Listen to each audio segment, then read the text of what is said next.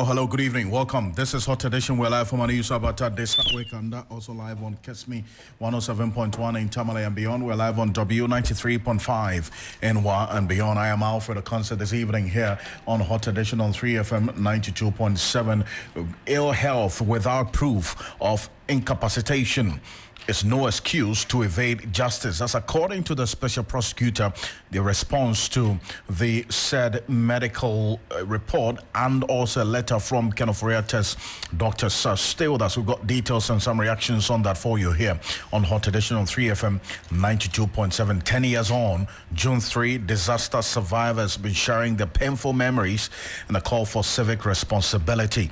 Stay with us. We've got details for you as we go down that painful memory lane and what exactly the lessons would be learned going forward. The ranking member of the Energy Committee of Parliament clashes with the Minister for Energy and Green Transition over ECG missing containers as minority demands clarity on the matter. Also, the Ghana Infectious Disease Center is urging members of the general public to observe safety protocols as confirmed cases of the dreaded Mpox disease increases to 45 as we speak. We've got details for you, plus the latest in business and sports for the next 1 hour, 30 minutes here on Hot Edition on 3FM 92.7. We're also on Kesmi 107.1 in Tamale and beyond, and also on W93.5 in Wa and beyond. I am Alfred Ocansey. Let's settle for a summary of the news now. Christabel Success Trevor is here. Christabel? Yes, Alfred, in tonight's summary, the One Ghana movement has renewed its call for justice for victims of the June 3 fire and flood disaster as the nation marks 10 years since the tragedy that claimed over 150 lives and injured more than 100 others. For the past decade, the group has consistently pushed for compensation for affected persons and pursued legal action against GOIL, the National Petroleum Authority, and the Accra Metropolitan Assembly, holding them accountable for the alleged roles in the incident. In other stories, embattled Ashanti Regional Chairman of the New Patriotic Party, NPP, Bernard Entry Wisiako, popularly known as Chairman Wontumi, has paid a visit to the national leadership of the party in Accra. This follows his release by the Economic and Organized Crime Office on Monday, June 2. Wontumi was released on a 50 million Ghana cedis bail after his arrest on Tuesday, May 27. Some newly recruited jurors have joined proceedings at criminal courts of the High Court in Accra, despite an ongoing strike by their senior counterparts over unpaid allowances. The jurors are reportedly newly recruited and were engaged less than a month ago to strengthen the existing panel and address gaps in the judicial system. The jurors present on Tuesday, June 3, sat through the high-profile case involving the alleged murder of 2 children in Abisim, Bono region in 2021. In our last story, the Ministry of Education has directed the Ghana Tertiary Education Commission, GTEC, to demand accountability from public universities regarding the utilization of the internally generated funds. According to the ministry, there is an urgent need to assess how these funds are contributing to access to quality education and the development of educational infrastructure. Speaking at the commission, Dr. Paul of the Dr. Paul Effa Conference Hall for the Ghana Tertiary Education sector on Tuesday, June 3, Education Minister Haruna Idrisu emphasized that while the government continues to support public universities, it is equally critical for the institutions to demonstrate prudent use of their own generated revenues. And that will be all for the summaries. Christabel, thank you. Small news on 3news.com. Make some time and visit 3news.com. This is Hot Edition. We're live on Kesmi 107.1 in Tamale and beyond, and also on W93.5 in Wa and beyond.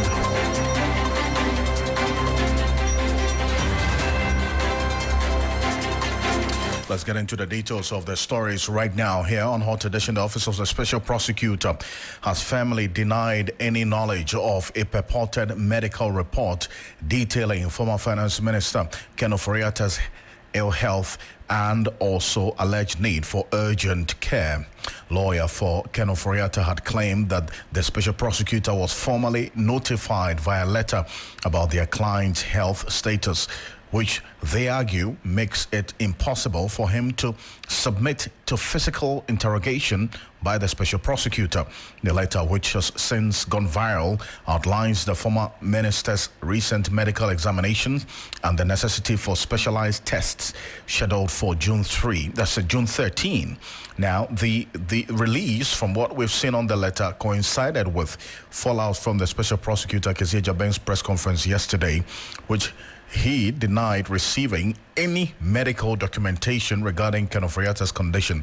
In a follow-up statement today, the special prosecutor reiterated that no medical report has been submitted by Ken Ofori-Atta, contradicting his legal team's claims. Now, I just want us to get into the portions of that statement from the special prosecutor. If you go on our Facebook page at 3FM927, we have a copy of that public notice from the special prosecutor responding to the lawyers of Ken Ofori-Atta, and this letter from the hospital where Ken Ofori-Atta is receiving treatment in the United States has gone viral right now on social media.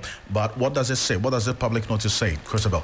Well, it says that the Office of the Special Prosecutor, OSP, has become aware of a publication on online media purporting to be a letter from a hospital containing an alleged medical report on Mr. Kenneth Ofori-Atta. It says, we wish to place on record that neither Mr. Ofori-Atta nor his lawyers have submitted any such letter to the OSP.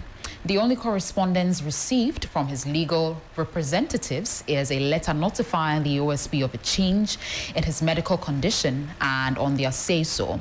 It is notable that this alleged hospital letter has been circulated through the media rather than submitted to the law enforcement agency actively investigating him and responsible for decisions regarding his return to Ghana. Well, it also says that to date, no certified medical records or official document from any hospital authority has been submitted to the OSP indicating that Mr. Ofori-Atta is incapacitated or unable to travel to Ghana.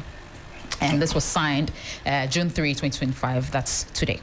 I see. Now, it brings into context the matters of exactly what this really points out going forward. Because if you recall, one of the issues that came up during the OSP's press conference yesterday was the ill health of Ken Ofori-Atta. Yesterday, we got to know that Ken Ofori-Atta has been diagnosed of cancer.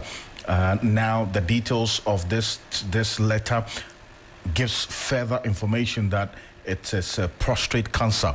No, but the stage of that prostate cancer as well is what we do not know.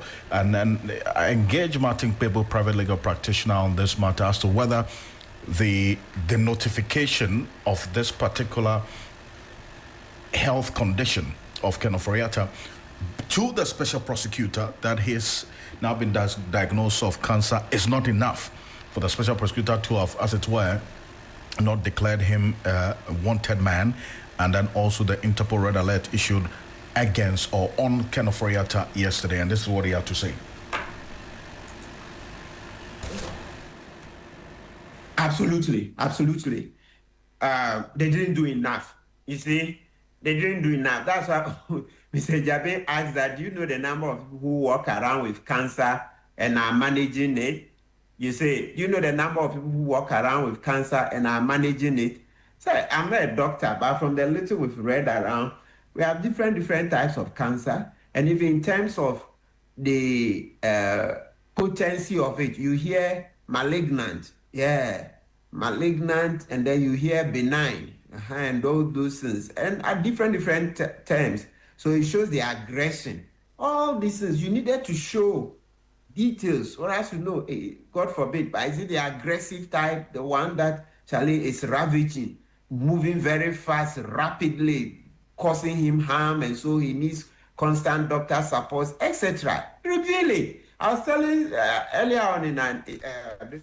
So that's Martin Pebo there, is a private legal practitioner, and his thoughts on this particular one, that in his view, the lawyers of Ken Ofori-Atta did not do enough to convince the special prosecutor to not declare their client a wanted man, even with the notification of he being diagnosed with cancer.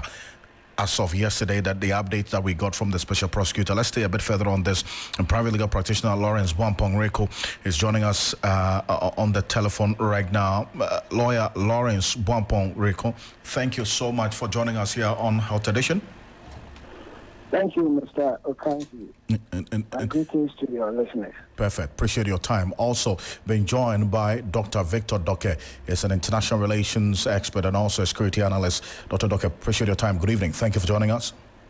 Thank you very much, Alfred. Good day, and good day to the other colleagues. Perfect. Thank you so much. I'll start off with you, Counsel.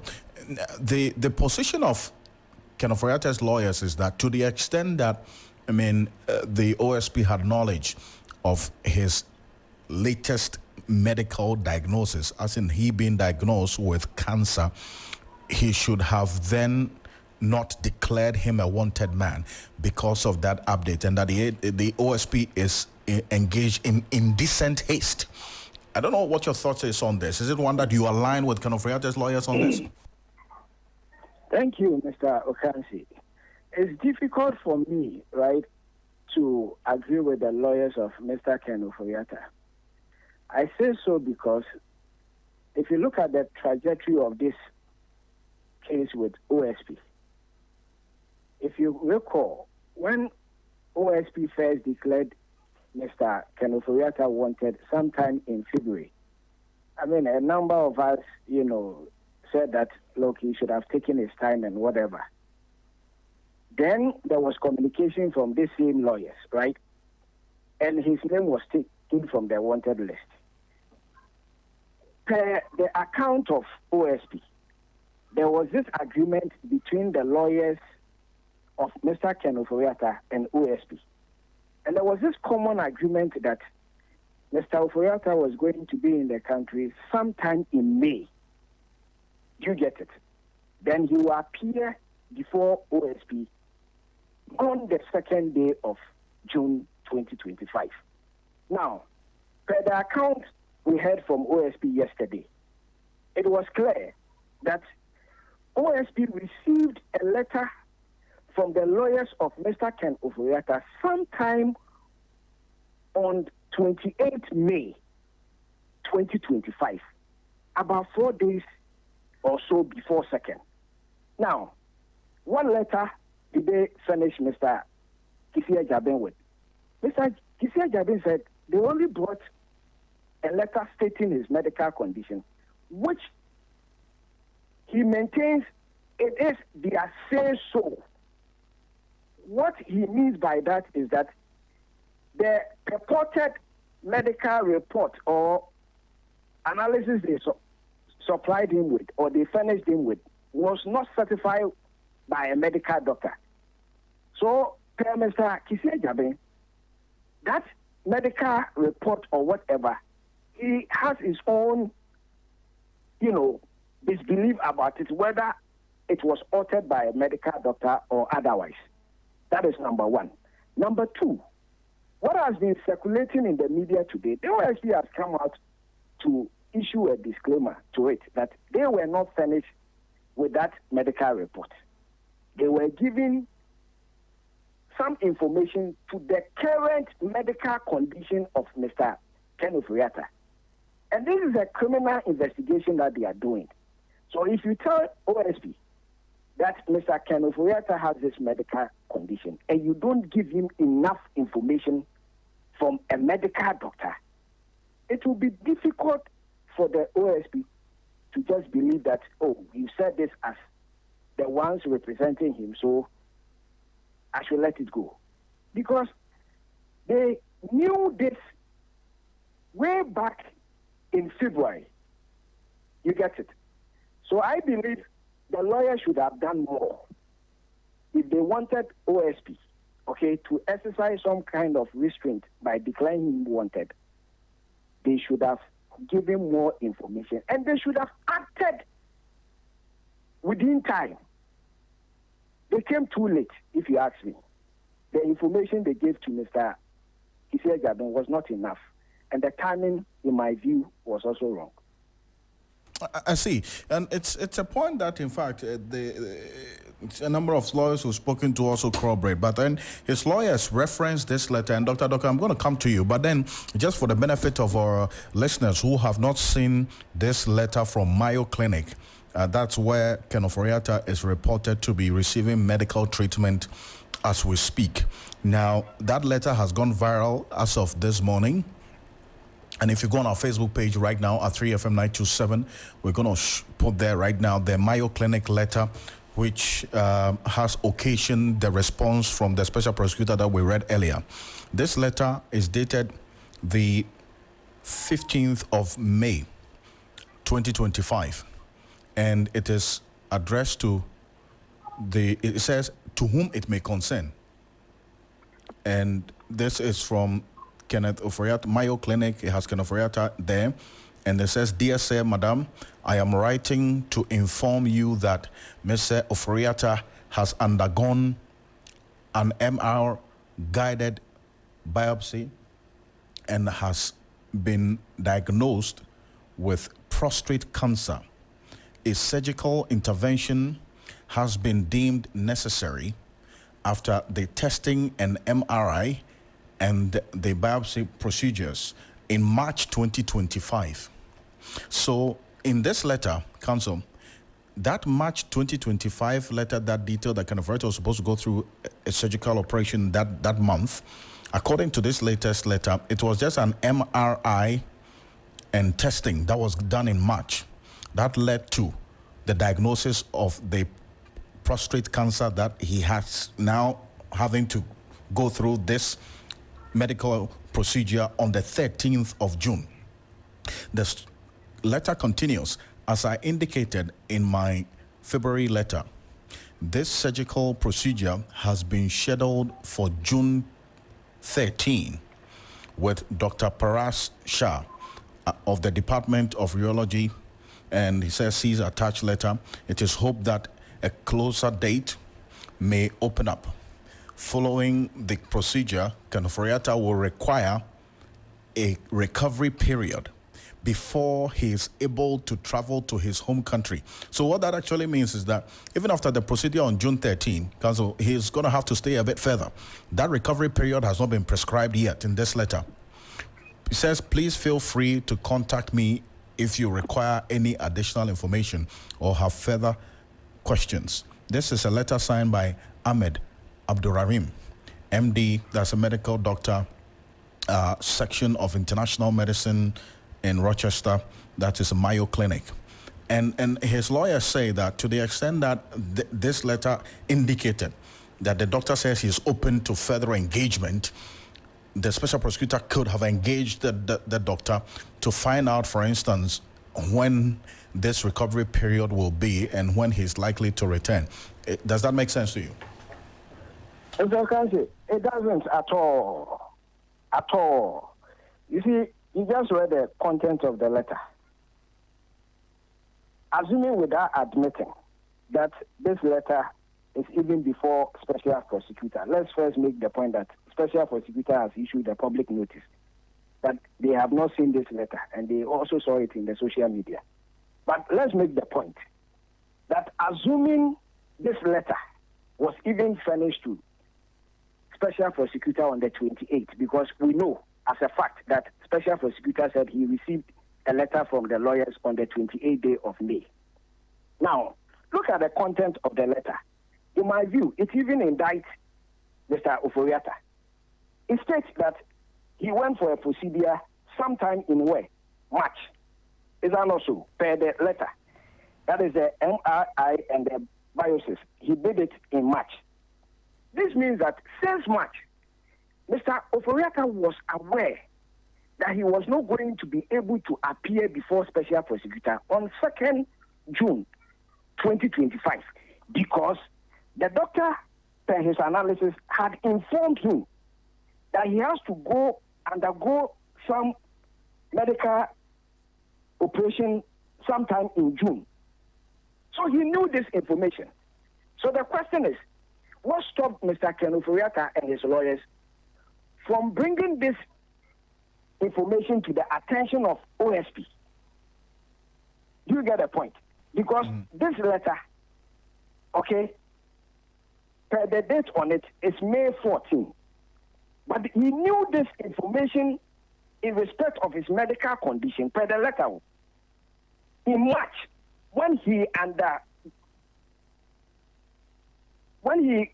subjected himself to the testing. Do you get it? Right. So he was informed in March that he will be going for another medical operation in June. March to June. Look at the duration. So in my view, I don't blame Special Prosecutor for what he has done. I see. Rather, it is Mr. Ofori-Atta and his lawyers who did not act timeously to prevent the current position we find ourselves. Well, Counsel, appreciate it for this. And let me bring in, at this point, Dr. Victor Decker, because that was during the press conference yesterday. The special prosecutor did indicate, apart from declaring Ofori-Atta a wanted man, an Interpol red alert has been issued, and the extradition process, he says, has already kick-started. Now, we've seen the wanted notice that was issued by the special prosecutor yesterday. It has some very interesting information on there, and we're going to put that wanted notice back on our Facebook page, just for those of you who have not seen it. It gives a description of Ofori-Atta. It says date of birth, 7th November 1958, age 66 years, gender male, eye color black, hair color black, and then also complexion, brown skin. But the possible locations that the special prosecutor gives in this wanted notice, Dr. Victor Decker, United States of America, we know because this Mayo Clinic where he is in the U.S. But then again, he mentions the UK, South Africa, Guyana, Hong Kong, Cayman Islands. I mean, how does this strike you? These possible locations that a special prosecutor provides in this wanted notice, Doc? Well, thank you very much. So, in making an analysis of the locations the special prosecutor has put out, it can easily tell one that the former finance minister may be in this location. Then, ideally, one would come to a conclusion that there may be properties where the said, honorable may likely have his abode or seek medical assistance or whatever assistance in these areas. So it's a thorough work that the Office of the Special Prosecutor has done and ascertained their evidence that Mr. Ofori-Atta may likely be in this location for any sort of assistance or even for personal reasons. And henceforth, authorities in these areas could apprehend him and then liaise with authorities here in Ghana for extradition processes to begin. I see, but then if you look at the Interpol member countries list, I'm on the Interpol website right now. The United States is a member of Interpol. The UK, South Africa, Guyana, they're all members of Interpol. But then Hong Kong and Cayman Islands are not listed on the Interpol member states. So essentially, this Interpol red alert is not going to apply, assuming without admitting that Ofori-Atta is in Hong Kong or Cayman Islands, is it not? No, it won't apply. It only applies where there's an agreement, and as you said, the list. So, for example, if we have an agreement per the Interpol law or extradition law, all those countries that are listed or we have an agreement with will comply with whatever request that we put in. Now, these countries, Hong Kong and others, may on certain grounds, per special request from the OSP or even through our consulates in those countries, effect the arrest. So it will be done on special request per the gravity of the issue.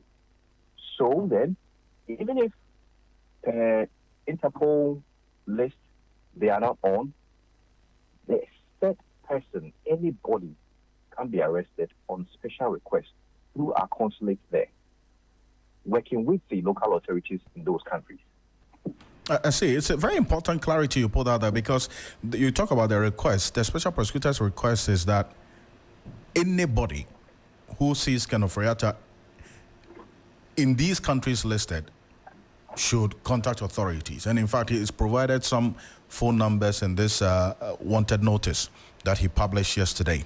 And so to the extent that even though Guyana and beg your pardon, Hong Kong and Cayman Islands are not member states of Interpol, yes, the Interpol red alert will not apply, but then again, if someone sees him in these two countries, they can still contact local authorities. That is if the special prosecutor has made any direct appeal to the local authorities of Hong Kong and Cayman Islands that Ken Ofori-Atta is a wanted man. That's a caveat, is it not? Exactly so. Yes, rightly so. And the OSP will do this also with collaboration with the Ghanaian consulate or embassies, if they have embassies there, in those countries. So the embassies or consulates there will have people also on red alert, looking out for Mr. Ken Ofori-Atta if he should find himself in those countries. And then the consulate will now liaise with the local security authorities or the police to effect the arrest. I see. But how is the extradition process going to be based on your understanding of the process as it plays out? When it comes to this particular countries, those not on the list of the Interpol, what is going to happen is that for the gentleman, if he's found there, because of the warrant here, okay, and then the gravity of the situation, the information has gone into the consulate, and then he's been declared as wanted per crimes he's allegedly to have committed. The authorities there would assist in extraditing the Ken Ofori-Atta back home together. So it is a matter of by hook or crook, okay? And then he will be extradited under the watch and supervision of authorities from Hong Kong or elsewhere that are not on the Interpol list. Now, when you talk about the countries that are on Interpol list, for example, the US and all that, what is going to happen is the OSP will liaise with the embassy, okay, Washington. Now, the officials in Washington will pick up the details, liaise with local authorities there, and then the Home Office will likely come in. There will be a process. They can also determine whether the case has been discussed, the gravity of the case doesn't warrant Mr. Ken to come back or not. And based on that, there can be a decision at the Home Office and then the attorneys over there who will represent with regards to ascertaining the gravity of the case, and then the extradition process will not determine. So by and large, it is not just a direct case, okay? The processes have to be followed. So a lot of work would have to be done via the embassy in the host country. And then it is not just automatic that you're going to bring the gentleman in or anybody in. You would have to go through the authorities in there because you are looking at whether the said gentleman is or has a dual citizenship nobody knows about, or has families who are citizens of the U.S. who would trigger issues, okay, would trigger all of these things have to be considered. But in this case, he's not. He's a full-blooded Ghanaian. Yet still, the process would have to be adhered to. Authorities there would also have to ascertain whether if the said gentleman would need to come down or not. So holistically, it's the gravity of the case, it's how authorities here liaise with our authorities at Washington and then local authorities in there. Doctor, I appreciate your time on this. I thank you so much for the clarity that you bring to this matter and how the way forward will be. Thank you so much. Dr. Victor Doke is a lecturer at the Kofi Annan International Peacekeeping Training Center. and then also he is an international relations expert and security analyst joining us on this particular one. But you're still live here on Hot Edition on 3FM 92.7. We're also on Kesmi 107.1 in Tamale and on W93.5 in Wa and beyond. On that said letter from the doctors of Ofori-Atta, that particular hospital, the Mayo Clinic, where he is receiving treatment in the United States, that has gone viral. The special prosecutor says that letter, they don't have a copy of that letter. It has not been served on them. They are only seeing it on social media as of this morning. But as of the time the special prosecutor was addressing the press yesterday, they didn't have knowledge of the details of the said letter. This is Director of Strategy, Research and Communications Division, the Office of Special Prosecutor, Sami Dakon, speaking on this.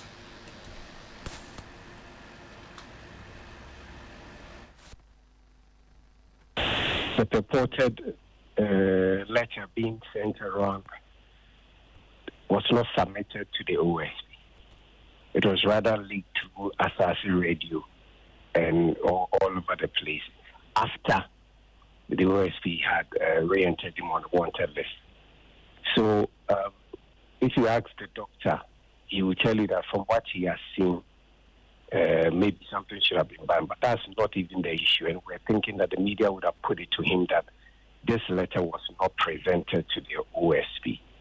And secondly, the issue is about whether he is incapacitated. And when we say incapacitated, we mean that is Mr. Ofori-Atta so sick that he cannot be on a plane to come to Ghana and go back? Has the doctor said that reported letter they are circulating, has it been written that he cannot travel? Who was it addressed to?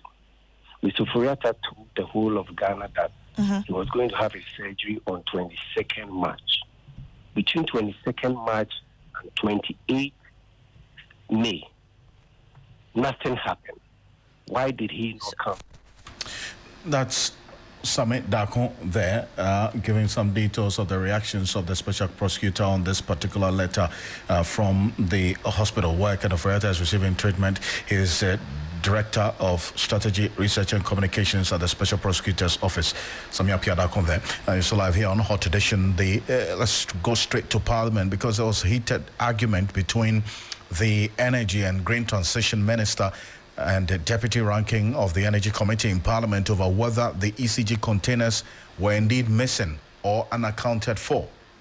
This is after the committee invited the minister for briefings concerning the missing ECG containers reported to have been found.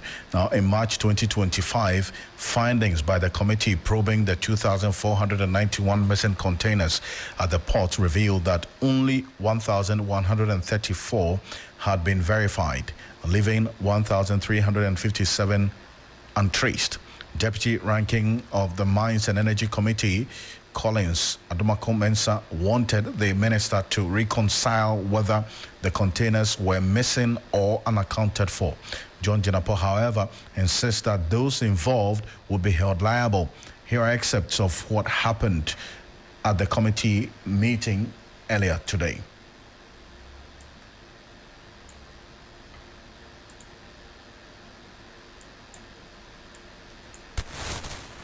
The discussion on radio and on television was that containers were missing. That is the fact. And that the containers have miraculously vanished from the ports. That those were the words. It was not about containers have been, what was the word my brother used? Unaccounted for. They say it's missing. And that a committee had gone to the port to verify the 2,491 that has been given by ECG. When they went, they only found about 1,300 and something. There was a rush into the media to create a certain impression. He said, oh, the minister's tone is not different. And that what they heard on TV or radio is that containers are miraculously missing. That's a very mischievous way of presenting the narrative. No. Then it makes it look like the minister went and said miraculously missing. No, you said that. Look, that's what that's the implication. No. Chairman, I'm minister and I'm a member of parliament. Please, when you were speaking, I kept quiet and listening. I said that it's a committee report that was sent to me that 1,300 of the containers, when they couldn't find them, you can say they are missing. But if something is missing, you look for it. What is wrong with looking for missing containers? But if they can't find them, they are missing. If they were not missing, they would have found them. You held a press conference and said they were not missing. You were categorical. And then that's it. So let it be so. The objective is to find every single container. For me, that is the most important thing, and not to engage in semantics. Semantics is not what will resolve the problem. Why did we get here?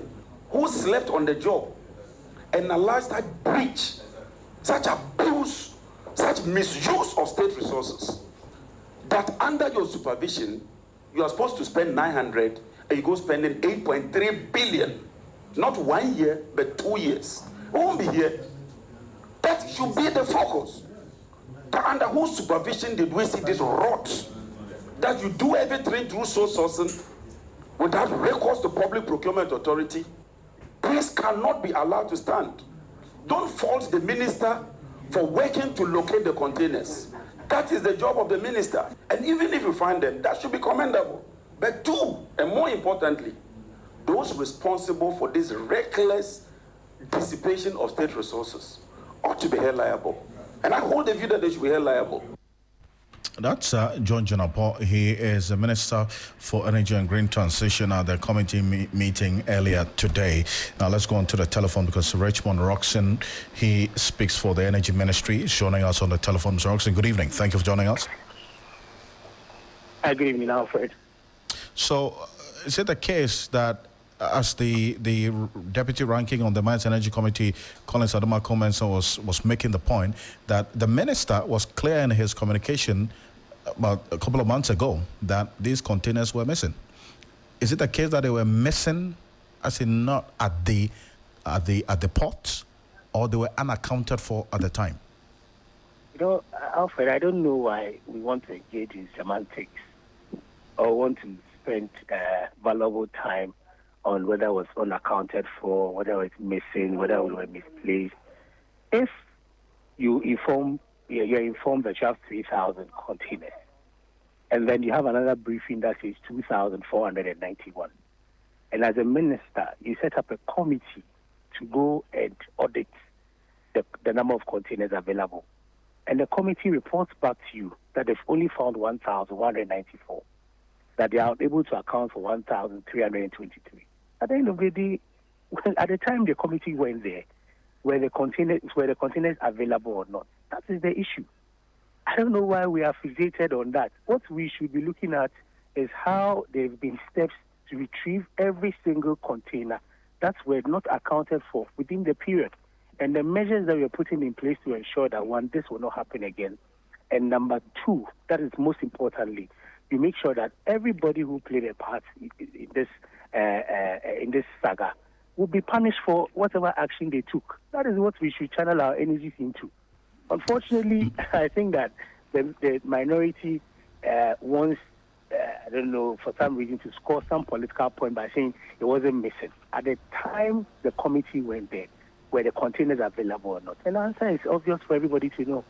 Well, the matter of semantics, it just goes beyond just semantics. The point also is that at the time, when I spoke to the former ECG boss, and he indicated that he would rather use the expression misplaced and not missing at the time, because containers cannot just get lost like that at the ports, and that. And even to add to the fact that there's a paper trail, so obviously, if there's some engagement with that kind of exercise of tracing these containers with the paper trail that was there, with every container has a serial number, you could easily find it.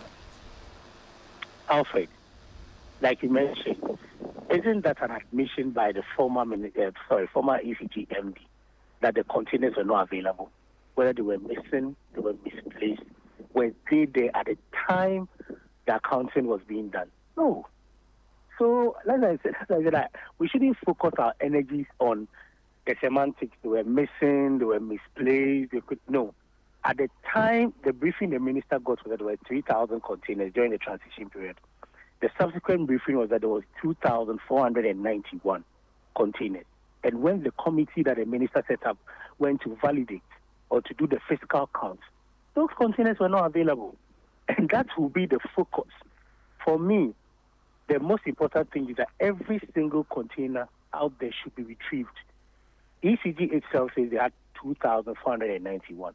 So far, the audit ongoing, which is not done, shows that 2,637 containers were consigned to ECG. That's even more than the number that ECG put out themselves. And that is where the focus is, to make sure that every single container that taxpayers' money has been used to acquire will be retrieved, and that each person who played any part in this, whether there was board approval, whether there was basis to spend 8 billion when your budget was under 1 billion, would answer for whatever decision, whatever action or inaction they took at the time. And that is what we'll be focusing on. The issue is being investigated by the national security, the investigative bodies, the police as well. And then we will rely on the Attorney General to assist with prosecution where people have been found that wrongs have been committed. But you during the heat of and the milieu of the moment, I recall that you identified some warehouses where some of these containers had been found, and the contents of the containers as well were found in some of these warehouses, some in the north, some here in the Greater Accra region, Pong, and other areas. What has become of the investigations into that? Those who were arrested at these warehouses that you found the ECG containers content? The minister has written to the Leonard Attorney General's office. The minister has written to the national security for an update on that. And that we hope that in the next few days or few weeks, we'll get an update and that the Attorney General will advise on the way forward. All those are subject matters of investigations at this point. I see. Well, we'll see how things play out on this. And we're keeping an eye on this, especially because of the public interest in this matter and also the matter of accountability and transparency in it. So we should be expecting an update from you. Definitely, from the Attorney General's office and the security service. And Alfred, let me make this point. The minister is the one who has committed to retrieving every single container, and every action that, or every decision that he has made is to make sure that every single container out there is retrieved. That is basically what he has done. Otherwise, if the minister was not committed, when he was informed at the time there were 3,000, he would have left it at that point. Or even when ECG came, there were 2,490, he would have left it. But beyond that, there was a committee that realized that physically the containers, thousands of these containers, were unaccounted for. And subsequently, there's been a team together with GPHA, Ministry of Transport, Customs, ECG, the ministry, to ensure that every single container is retrieved. So that is where the focus is. At the end of the day, it is not about the semantics they're engaging. It is the commitment to ensure that every single container is retrieved, number one. Every single content of the container, each container is retrieved. And then every single person answers for the action and inaction that has brought us where we are. Why should a company have over 2,500 containers sitting there in the first place? Why should that even happen? Why would you sit as a business to ensure that you import one container, you get to 10, you get to 20, you get to 50, 100, 1,000, 2,000, 2,500? That's a very reckless decision. Why would you even do that in the first place? And that is what people must answer for their actions. It should never happen. Alfred, if it was our money, will you sit down to import 2,500 for it to be incurring demurrage every single time? Absolutely no. And that is where the focus is, to make sure that people are held accountable for their actions. And that the minister is relentless to make sure that will happen. Thank you very much for this update, and we'll be on this. Appreciate it. Richmond Roxon speaks for the Energy and Green Transition Ministry, joining us here on Hot Edition on 3FM 92.7, also on Kesme 107.1 in Tamale, and on W93.5 in Wambi. On some 15 minutes to the top of the hour, 6 p.m., and exactly 10 years ago, some of us were preparing to get out of work, and others were already at the Kwame Nkrumah Circle. It was at the time. And, well, we did not know that disaster was just about befalling us a few hours later. Christabel. Yes, Alfred, it's exactly 10 years, and some survivors of that June 3 disaster have appealed to the government to come to aid them with jobs to enable them rebuild their lives. The twin fire and flood disaster 10 years ago left more than 150 people dead. Houses and properties running into billions of Ghana cedis were destroyed. 10 years on, the victims continue to press on for compensations. Judith Brown visited the commemorative site today and engaged some victims. Pacho, you're frozen. Pacho, FMSTG. Na DNC incident this year, no DNC. Me Pacho, me kun ene ka ho. Na June 10 no, enyumbre no okoye adwuma wo odoko. Nti mra wo ba no. Me ne kasa enyumbre ni mu no, awie ni mu kwa enyumbre no. By enyumbre no mu be say be 9 to 10 me friend and line is na enko. Nti me dem to pro na me ne nkwala ne dai. Ti ade chi anopa no. Na ye light no call off. Na me phone so dum yi. Nti na me hwe nkwala na mo ma ko school. Me fair me je obi lie e friend na enko. Nti me yes madwen say sana tie dia me hwe anim kakra ma na ba. Ti me won man na ne wo fa bai say wa free line is enko. Yaso de na esi wo kwa me nkoma second ni ye nti hwe. Nti ne nua ne bra de bai no ne wo fa no na o keche me say me enko cycle na ye enko na dwuma mu enko. Na dwuma mu so wo Iran clinic opposite wa ye carpenter. Nti tama ye call ye no ye du ho no na de esi wo kwa me nkoma cycle na nya asem papa. Ti edu wa na eye ne master ba kubusa ye say na ukun aje wo hefa. Na me say aje oni adwuma mu ha nyame ni ma to anse wo na no na awosin bi egume ana ye sesa na tie dia nti ni nia ba ko ye police ni ye friend no ka che ye say ye de yenko fie na obehwe no enam se da bi me hu mi ku a me ntumi ye de entna me so me no wo ma me yensa kiti wo mu no wo nya 1.5 year nam se da bi me hwe no enti wo me ye say yenko police 37 ti ye ko 37 first ye ko nya nkopɔ enu ni na ehu den Who no ho me ko ho me hu no enti police hospital ene ye ko nso ye hu nti mo kire ho ena me ne wo fa no ne ye ko nti ye du ha na me hu say body no eda ho nya me eni mu ni na eni enyan by yakopon ma makokuduro e ma mitimi fi o ba mi fi o atwanse ho no na hu bi hwe biem ena ye de yakopon adon ye de eye bibia me ye de ne hyemu a sam ne so ye no ye de yi no na ye kosie no nti say 10 years aba government ama bibia na mo provide bibia ma mo say wo enkwala miensa na e pa cho government ma ni bibia say de omo de ma ye no ye ebusuafo de na omo de ma omo say omo fansie ade hye no by nti say ade na mo pay free government in chen ti de best ye papa president say yes na bataya ye kunu ene ye yire no efiri mu no yes no omo ye onko ye mo say do ba bia nkwala no mo nyinyina duru no afei mo na sika de be nkwala no secondary school ene university no afei na duru wo sisi aso mo school sam no lolo no mo apija enti yes na o meboa ye e wo nkwala no school hwemu na enti mi ma ye ma no so nyina ba bi say o papa ti ase a ankomo de nkwala no e be gira ba bi ama ye no. Yeah, that's it. So this is a mother of 3, this is a mother of 3 who lost her husband during the tragic fire, the twin incident, twin disaster, flood and fire. Her husband was lost during those incidents. She's calling on government to help them with some compensation to be able to take care of their children. There are some more victims here, and I'm being joined by a gentleman who seems to have a bit of scars. You can see from his neckline through to his arms. He definitely was part of those who were immediately affected by that disaster. Pacho, you're frozen. Sorry, I'm too civil. Now, during disaster, the DNC, me who say who like what she kakra DNC. Me to adia kanta, na me ko kanta man so. Me the pabo eko. Ti me duru na me wura mo no supermarket no. Me to adia na me who say nso no. Aba mo.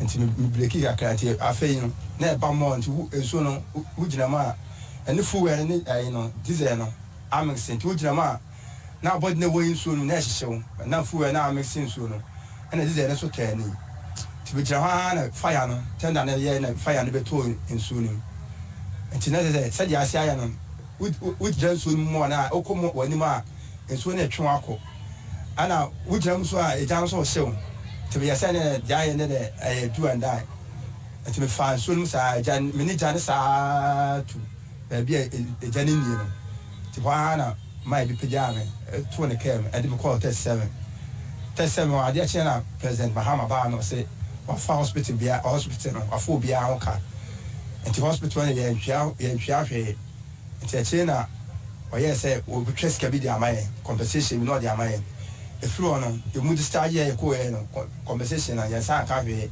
even sika a wode ɛbɛhili wo ho woanya hwee president twea atwea no nyinaa ka wɔ hospital no nti wɔ hɔ no deɛ hospital de mantwea hwee baa mekɔɔ fie no dɛ mea me mmɔden mɔ na meyɛyɛ aduru sei no nti dɛn na wopɛ free government o mehia government no mu a sɛ ɔbɛboa yɛyɛ ne yɛnya capital ne yɛnso de astarte business ɛsɛ di tam bia wokɔkɔ wei akɔ bɛɛge na afei wonipa no koraa na wosrɛ no koraa na wohu a koraa sɛ wobɛsrɛ nsika ɛne wopɛ baabi afa obɛti wɔ asɛm so wɔmma wo nti hia government mu a sɛ ɔbɛboa yɛ.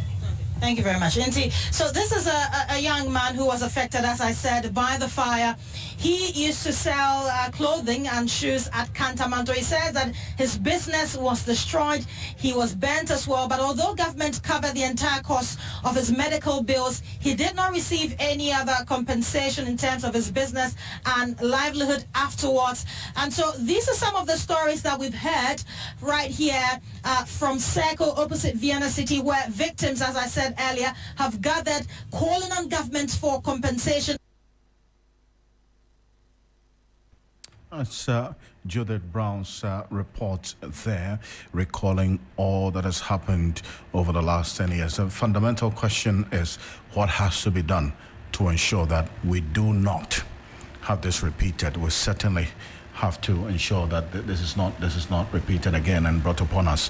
And the many who are asking questions of President John Dramani Mahama, because he was president 10 years ago when this disaster happened. He made some emphatic statements, which Judith recalled a few of them as well. And then now he's president 10 years on.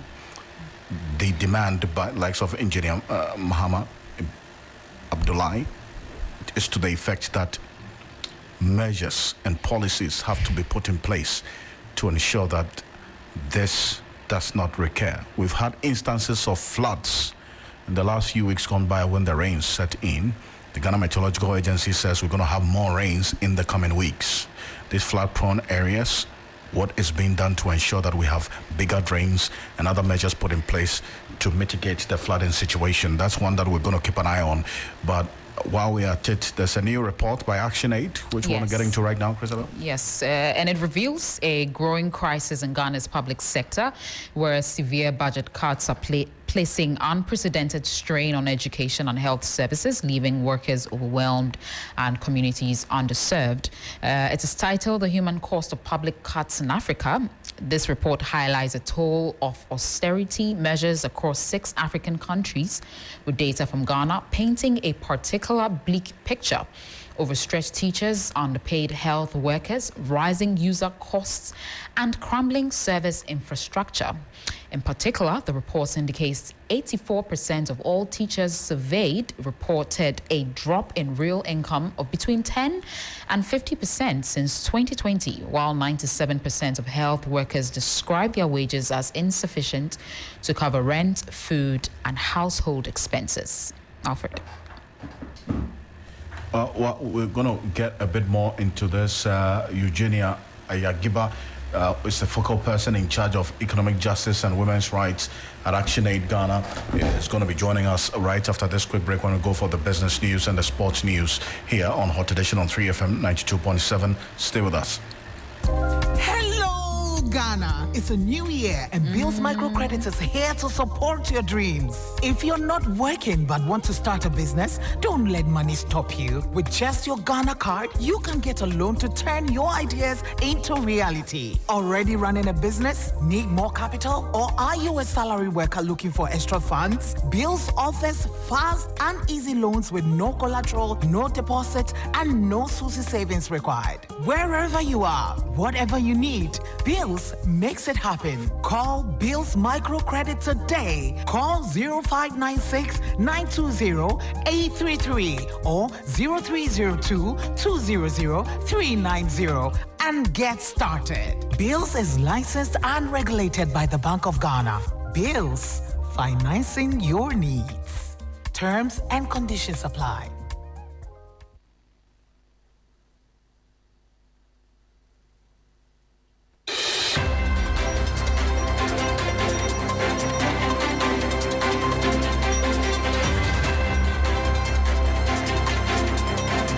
Welcome back to Still Live here on Hot Edition on 3FM 92.7. We're also on Kesmi 107.1 in Tamale and beyond. We're live on W93.5 in Wa and beyond. Let's go back to our earlier story on ActionAid and that report, Chrisabel. Yes, that report by ActionAid reveals a growing crisis in Ghana's public sector where severe budget cuts are placing unprecedented strain on education and health services, leaving workers overwhelmed and communities underserved. Titled The Human Cost of Public Cuts in Africa, the report highlights the toll of austerity measures across 6 African countries, with data from Ghana painting a particularly bleak picture: overstretched teachers, underpaid health workers, rising user costs, and crumbling service infrastructure. In particular, the report indicates 84% of all teachers surveyed reported a drop in real income of between 10 and 50% since 2020, while 97% of health workers describe their wages as insufficient to cover rent, food, and household expenses. Alfred. Let's go on to the telephone now, and thankfully we've been joined on the telephone by the focal person on the economic justice and women's rights at ActionAid Ghana, Eugenia Ayagiba. Madam Ayagiba, good evening. Thank you for joining us. Good evening, and good evening to your listeners. Now, we're looking at this detail of the report and this growing crisis in the public sector, where you point to the several budget cuts that are placing unprecedented strain on education and health, especially. To what extent is this the severity of these budget cuts that you've identified? Thank you very much. So for the report, which was actually launched in May 2025. It looked at the lived experiences of both public health workers, teachers, and service workers, including you and myself. And we tie this on to, just like the earlier on said, the report highlights that austerity policies tied to IMF agreements have led to underinvestment, wage freezes, and debt repayments, which are severely undermining essential services. So it's a wake-up call for the new administration, as we are in, to prioritize public investment over debt repayments. So you asked me what is the impact, and I'm going to start firstly with the impact on schools in Ghana. And I must say that from the report, you realize that teachers are really feeling the pinch of all these austerity measures. And as you said, they are losing up to half of their real income since 2020. That means if somebody takes 200 and inflation is about 100 cedis, if they take cognizance of inflation, taxes, and everything that is going on in the country, the person only has 100 cedis to survive on for the rest of the month. And it's not surprising to learn that the morale of the teachers are low, because you can imagine a teacher after 10 years still standing on the same stagnant wages with high inflation, and at the end of the day, they are just struggling to survive. And a significant number, that is about 65%, are resorting to side businesses. The classrooms are overcrowded, some up to 200 students, and learning materials are lacking in them as well. This is resulting in retention crisis in most of our schools, because about a quarter of the teachers are considering quitting unless the new government really acts fast to improve pay, working conditions. We risk teacher retention crisis. And I won't be surprised if very soon we'll see the teacher unions also pushing harder for wage increases, better contracts, and more resources. And in this era where we have IMF conditionalities on the number of teachers that we can pay, on spending cuts, you can imagine if the unions are pushing for better wage and contracts, and government is saying that I'm not able to do that. Then you see more schools or teachers going on strike in this country, and then our students and our learners will be staying at home. That's impacting on the care work of our in the house. So that is the impact on teachers. And what are the recommendations in there to address this rather dire picture that you've just painted to us? Okay, so for us, the recommendation, as I said earlier on, is that government should actually prioritize public investment over debt repayment. So we expect the government to renegotiate the IMF conditions. I know this year we've shot a success where we reached an agreement on the staff numbers in country pertaining the IMF loans that we just did. But then we expect government to go further beyond that, because we realize that there are a lot more conditionalities in there that is perpetuating these conditions in our schools and our health services.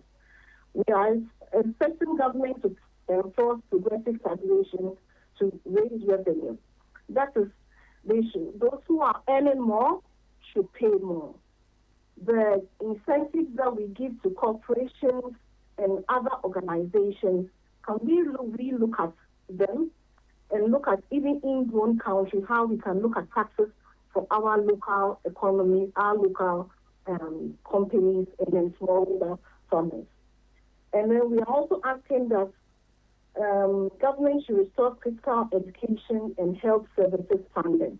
We were happy when government announced in the just ended budget, a lot of money has been allocated to education.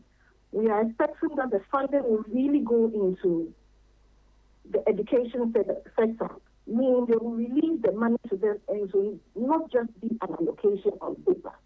And then they should look at how they disperse the money. It is not every region, every district that are the same. Some districts might require more, some regions might require less. So we expect them to look at that one as well. And then looking at health services, we are expecting that when they do this, it will help especially the women and marginalized groups in our society. Because as we speak, all these impacts on health, all these impacts on education, it affects the rural communities the most. Thank you. And I appreciate this detail. Thank you so much. And we're going to interrogate a lot more of the details of this report. We'll come back to you. Thank you so much, madam. Thank you. Eugenia Ayagiba is the focal person in charge of the Economic Justice and Women's Rights at ActionAid Ghana. Joining us there. We're back shortly with the business news after this quick break. Ready, Ghana. The road is calling. The wheels are spinning. It's the 3FM Tour du Ghana, happening Saturday, 21st June, 2025. From the heart of Accra to the border town of Aflao, we are paddling for the planet in a thrilling 192-kilometer ride across Ghana's scenic Eastern Corridor. Whether you're a scenic cyclist or a passionate paddle pusher, it's your moment to shine. Form your teams, grab your helmets, and race for glory in Ghana's biggest cycling showdown. Challenge your limits, conquer the distance, ride for sustainability, be part of history. To register, call 053-1100-927 or 053-2200-927. 3FM Tour du Ghana, powered by 3FM. Sponsored by Malta Guinness, Fruteli, and Qua Naturals.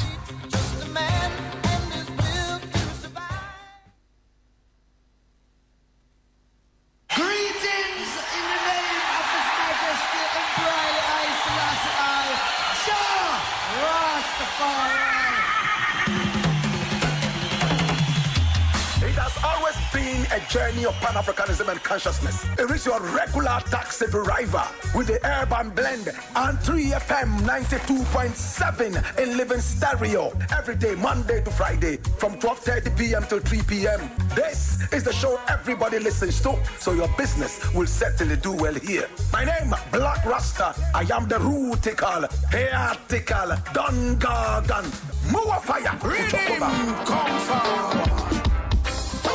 I think I chica fankare, Azure ya chica fankare, Abama ta chica fankare. 3FM, your urban lifestyle radio. Get ready, Ghana. The road is calling. The wheels are spinning. It's the 3FM Tour du Ghana, happening Saturday, 21st June, 2025. From the heart of Accra to the border town of Aflao, we are paddling for the planet in a thrilling 192-kilometer ride across Ghana's scenic Eastern Corridor. Whether you're a scenic cyclist or a passionate paddle pusher, it's your moment to shine. Form your teams, grab your helmets, and race for glory in Ghana's biggest cycling showdown. Challenge your limits, conquer the distance, ride for sustainability, be part of history. To register, call 053-1100-927 or 053-2200-927. 3FM Tour du Ghana, powered by 3FM. Sponsored by Malta Guinness, Fruteli and Qua Naturals.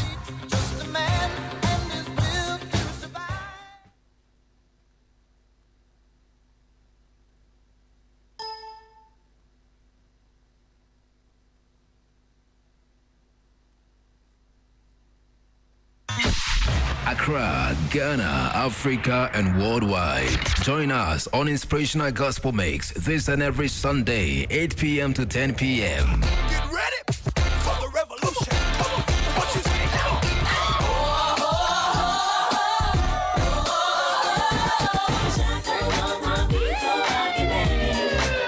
I just wanna praise you. 3FM. King of kings and Lord of lords, lover of my soul, Jehovah, one and only God. I am Jesus Christ, the Holy Lamb. They come for you are. They come for you are. They come for you are.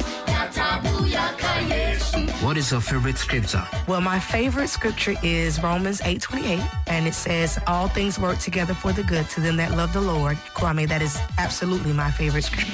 Yes, your Inspirational Gospel Mix, a moment to get inspired with the best of inspirational songs and interviews to get you prepared for the new week. Every Sunday, 8 p.m. to 10 p.m. with me, your big brother, Kwame Adu, mixing G, mixing gospel. You can't miss it. You are blessed as you listen.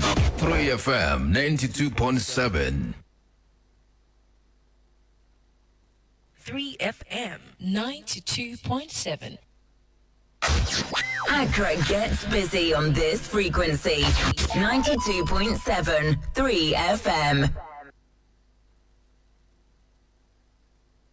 Get ready, Ghana. The road is calling. The wheels are spinning. It's the 3FM Tour du Ghana, happening Saturday, 21st June, 2025. From the heart of Accra to the border town of Aflao, we are paddling for the planet in a thrilling 192-kilometer ride across Ghana's scenic Eastern Corridor. Whether you're a scenic cyclist or a passionate paddle pusher, it's your moment to shine. Form your teams, grab your helmets, and race for glory in Ghana's biggest cycling showdown. Challenge your limits, conquer the distance, ride for sustainability, be part of history. To register, call 053-1100-927 or 053-2200-927. 3FM Tour du Ghana, powered by 3FM. Sponsored by Malta Guinness, Fruteli and Qua Naturals.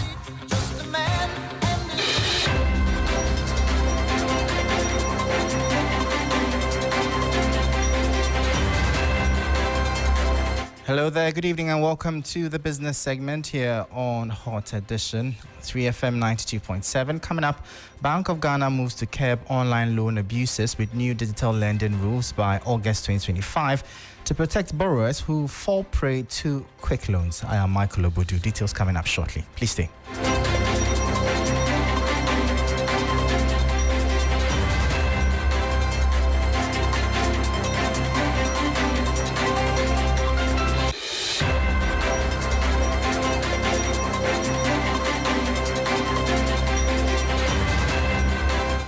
Thank you so much for your time. Straight into our top story. And the Bank of Ghana is finalizing new digital lending guidelines expected to take effect from August this year in a bid to tackle growing concerns about the activities of unregulated online loan platforms. Governor Dr. Johnson Isiama says the guidelines will introduce strict rules on licensing, interest rate transparency, customer data protection, and ethical loan recovery methods, measures aimed at shielding vulnerable groups like young people and informal workers who from harassment, hidden fees, and scams linked to so-called quick loans. The central bank governor was speaking at an engagement with heads of banks here in Accra.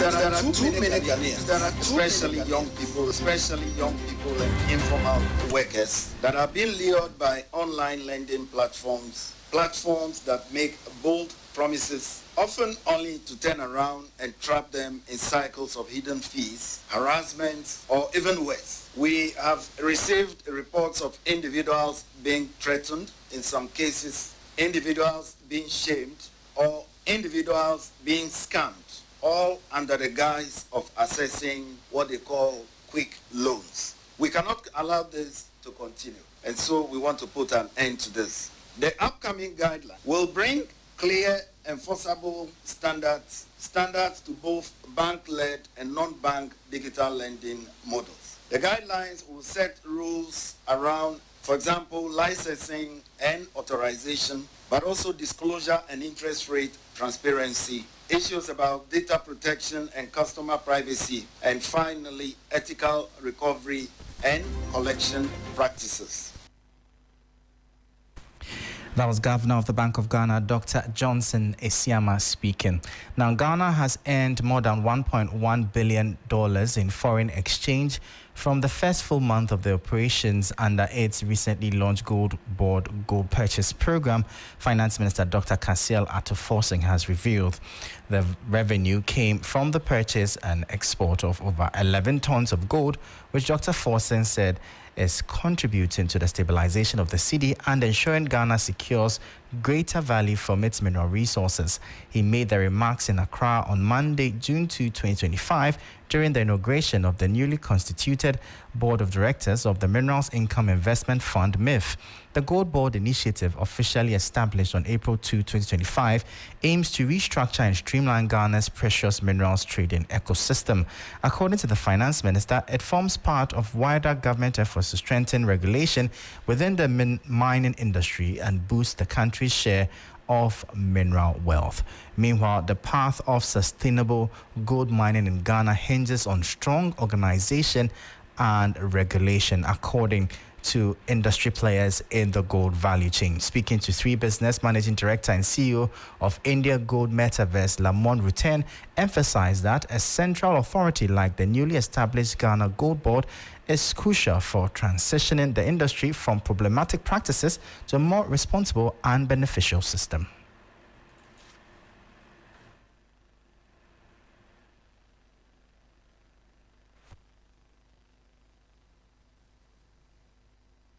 The commodities experts stress that sustainable mining practices are not merely desirable but necessary for the long-term prosperity of Ghana's gold sector. Going sustainable is a win-win. You can actually generate more value for the country and less damage to the people by moving to renewable mining practices. However, that requires organization.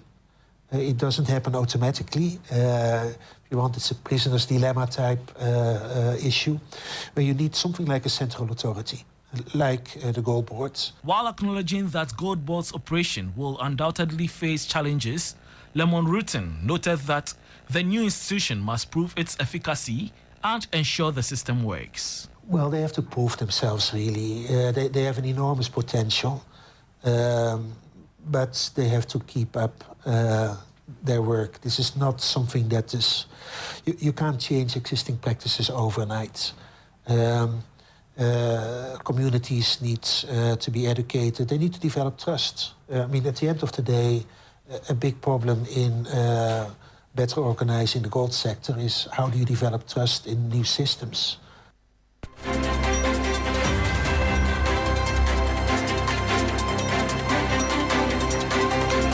You heard the Managing Director and CEO of India Gold Metaverse, Lamont Rutten, bringing an end to the business segment here on Hot Edition. For more business stories, please visit our website, s3news.com/business. I am Michael Lobodu. Thank you for listening. As always, please stay safe. Up next is sports, and Bill is on standby. Please stay tuned.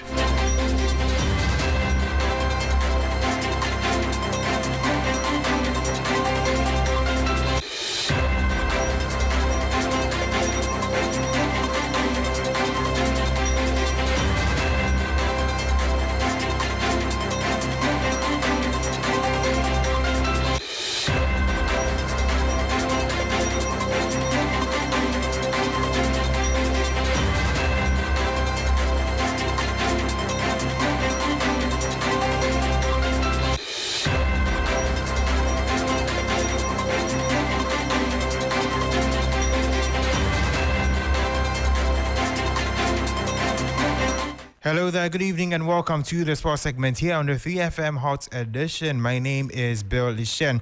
Now, Black Stars trio, Thomas Partey, Antoine Semenyo and Iñaki Williams are contenders for the highest recognition at the 7th edition of the Ghana Football Awards. With a total of 52 appearances for Arsenal, Partey was integral in their semi-final appearance in the Champions League and them finishing second in the Premier League. Antoine Semenyo also scored 11 goals plus 6 assists in a blistering season for Bournemouth, while Iñaki Williams scored 6 goals and added 8 assists in La Liga as Athletic Bilbao secured Champions League football for the first time in 11 years. Now, let's hear from Faisal Chipsa, who is FIFA's high performance specialist on the awards. Hear about the young footballer, the future footballer of the year. I'm always fascinated about that. Maybe one reason could be work in youth development. I've seen many kids come out through the pathway and make it to the top. And a lot of the time, the ones that you predict don't even make it, right? So for me, that category excites me. It's the future, and I'm always worried about the future. But to have young talents coming in, that means we have a game in the future. The very moment we start to see talent coming in, young talents coming in, that means we are losing a game here. So for me, it always excites me to see who is next. We all rave about the Lamine Yamals and the Doués and Lenny Euros. They're all future talents, and that's why we love the game, and it really tells us that the game is here to stay for a long time. So I'm excited about that. That was Faisal Chipsa, a FIFA performance specialist. Now, the Black Queens will later tonight be taking on Ivory Coast in preparations for the 2024 Women's Africa Cup of Nations. Now, the team drew 3-3 with the same opponents just a few days ago and will be hoping to get a victory tonight. Now, the starting lineup for the Black Queens features Cynthia Conlan in goal, Captain Portia Boache, Susan Amadia, Anastasia Echa, Joseph Bonsu, Jennifer Kujo, Grace Asantewa, Alice Kusi, Sharifa to Sumaila, Chantel, and also Doris Buedua, who are in the lineup for the Black Queens as they take on Ivory Coast in the friendly ahead of the 2024 Women's Africa Cup of Nations. Now, Egyptian side Pyramids lifted their first ever Champions League trophy on Sunday after a 3-2 aggregate victory over Mamelodi Sundowns. The win signaled the continued dominance of Egyptian teams in CAF's premier competition. Now, journalist Abdel Rahman Fauzi speaks on why these Egyptian clubs are dominating in these competitions. It's a surprise, of course, to them to win it for the first time, but also they are preparing for this for 6 years for now. They're improving every year to be better. They are the second in the league, and they are so far 2 points only from the title, and they have issues in it. It will be fixed in cash to win the title. They will play the cup final versus the Malik on Thursday. So they are improving teams. They invest a lot of money. That was Abdulrahman Fauzi there talking about the success of Pyramids and Egyptian clubs in the CAF Champions League. Now, we have an exclusive from the athletics, the world of athletics, where Ghana national 100-meter record holder, that is Abdul Rashid Saminu, has shared his excitement after shattering that particular record. Now, he clocked an impressive 9.86 seconds to win the NCAA East preliminary round on Friday. Here is his reaction to 3 Sports. I feel great. I'm happy about that because it's been a long season, having terrible indoors and come out outdoor. And I was really ready because me and Azamati talk about it. I need to break the record this year. I was like, go for it. If you're ready, go for it. So I was like, okay, I'm ready. So when we go to Jacksonville at NCAA preliminaries, I was like, let me just chill in the prelims and see the final. So I didn't run fast in the final. I jogged, I ran and slowed down. But the final, the body was just ready after my warm-up. I was like, man, today is today. I need to get a legal win. I crossed the line with 9.8. I was like, what? This is crazy. Yeah, it was amazing. I have a great feelings, and I'm really grateful to my coaches that put hard work on me. Emmanuel, that's what I'm called. Yeah, they did a great job. Now, Saminu Abdul Rashid has also added that he is hoping to compete at 3 events ahead of the World Athletics Championships, which will happen later in September this year. The 100 meters, the 200 meters, and the 4x100 meter relay. I'm going to be part of the 4x1 again, inshallah. But right now, the focus is just on me right now with NCAA, because I know there's a lot of pressure there too. But I'm not really pressured by that. So I'll be running on Wednesday and run final on Friday next week. Hopefully I will qualify in the 200 to the SCA National Championship, because I got 2 chances to run. So it's not going to be like a playground for me to compete. So I'm going to run my best. I ran 19 last week. Yeah, I ran 19.95 last week. It was wind aided, so I'm just looking forward to run even 20.0, 20.30, 20.12, 20.15. I'm good to go. I just need to qualify. But that will put me in a good position too as well after my season. And you run 200, run 4x1, and run 100 at the World Championship. It's going to be great. That was Abdul Saminu Rashid speaking exclusively to 3 Sports after breaking the 100-meter record, national record for Ghana. Now in tennis, world number 1 Aryna Sabalenka will face 3-time defending champion Iga Swiatek in a blockbuster French Open semi-final between 2 title contenders. Sabalenka edged a tight quarter-final match against China's Olympic champion Zheng Qinwen 7-6, 7-3, 6-3 on a blustery court Philippe Chartier on Tuesday, and Poland's Swiatek then came through 6-1, 7-5 against Elina Svitolina to also reach the particular semi-final battle that they will be battling between Sabalenka and then Iga Swiatek. Bringing an end to sports here on a 3FM Hot Edition. My name is Billy Shen. We have Alfred and the rest of the team with more. Do stay tuned.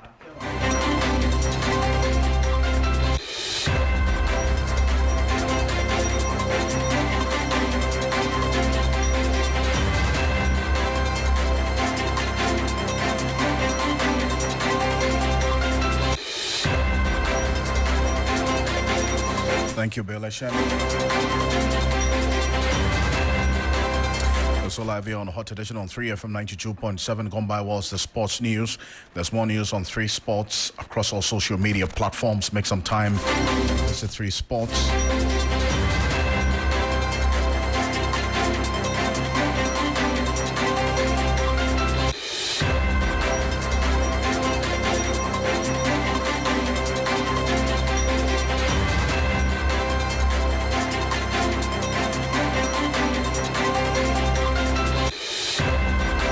is live here on Hot Edition on 3FM 92.7. We're live on Kesme 107.1 in Tamale and beyond, and also on W 93.5 in Wa and beyond. Now, there is a survey which has also generated some conversation. A post-2024 election survey by the Ghana Institute of Management and Public Administration, GIMPA, in collaboration with the Conrad Stafton KAS, has also revealed that 11.1% of voters voted for a candidate in the 2024 general elections because they were giving money or some form of inducement. The report, presented by Dr. Joseph Damoy, Director of Programs at CAS and Senior Lecturer at GIMPA, raises fresh concerns of vote buying and its impact on the country's democratic elections. And also, while the majority of respondents indicated they voted based on party affiliation, that is 26.6%, policies or campaigns messages 17.4%, and candidates' personality 16.2%, more than 1 in 10 voters acknowledge financial motivation behind their choice. The survey also delved into broader reasons behind voting decisions. Approximately 12.3% of respondents said they voted based on development projects, while 6.4% cited ethnicity, religious affiliation 1.8%, family or peer influence 4.6%, and tradition, that's 1.3%, also appeared as some of the reasons which influence voter choices in the 2024 general elections. But Commissioner of the Commission on Human Rights and Administrative Justice, SHRAJ, Joseph Vital, says the Economic and Organized Crime Office did not commit any human rights violation during the arrest of NPP Ashanti Regional Chair Bernard Ntwebuesiako, also known as Chairman Wontumi. Speaking on the sidelines of a meeting with the Minister of State in charge of public sector reforms, the SHRAJ boss said IOCO adhered to due legal processes in carrying out its mandate. We'll take a listen to him on this particular matter, which has also gained a lot of public attention over the last few days.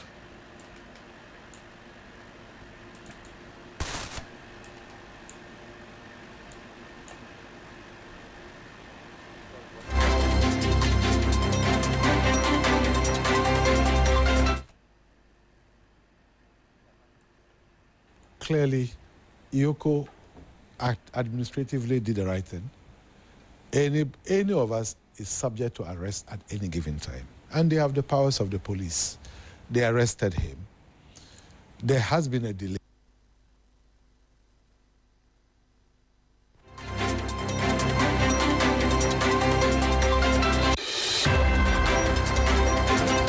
They granted within 48 hours.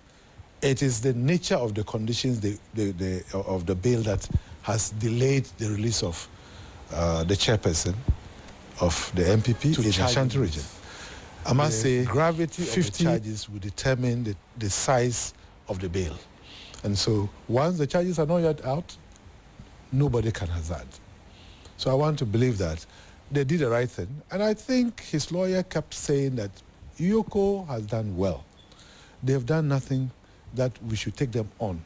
The only problem is that in our system, don't forget, IOCO is just next door. When I pull my window, I can see what is going on there. Did we need to mass up here? I don't think Ghanaians needed to mass up here when somebody is undergoing a normal constitutional process of arrest and investigation. I don't think so. To the extent that this gate of this commission had to be closed because anything could happen. So I think the arrest was lawful. The period within which they granted bail was within the 48 hours. That's Joseph Vital, Commissioner of the Commission on Human Rights and Administrative Justice, SHRAJ, ending Hot Edition on 3FM 92.7, also on Kesme 107.1 in Tamale. We're live on W 93.5 in Wa and beyond. There's more news on 3news.com. Make some time and visit 3news.com. Also, remember to join me at 10 p.m. on TV3 for Ghana Tonight, which is also going to be live on 3FM 92.7. On behalf of the rest of the team here on Hot Edition, thank you so much for staying with us. The drive continues. DJ Abiam and also Tradematic sitting in right now here on 3FM 92.7. I am Alfred Akrofi. Have a great evening.